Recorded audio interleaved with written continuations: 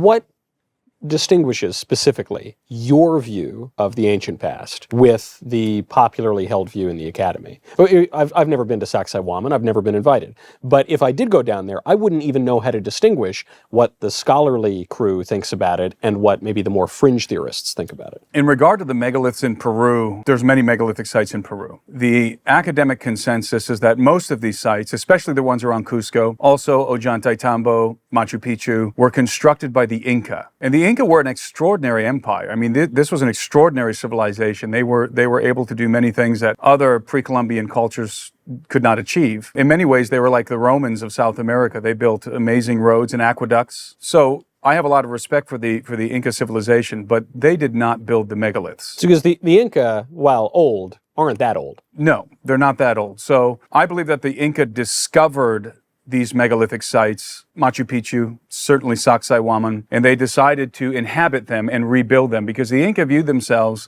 as the offspring of the gods. They were the children of the sun. And when you talk about the Inca does not describe the totality of the culture, of the civilization. The Inca was a very specific, very particular bloodline within that civilization. It was the royal bloodline. Only they were the Inca. The Spanish called them the orejones because they had the large discs in their ears. They had the large earlobes. Like my barista at Starbucks, yeah. Yes. Right. Yes.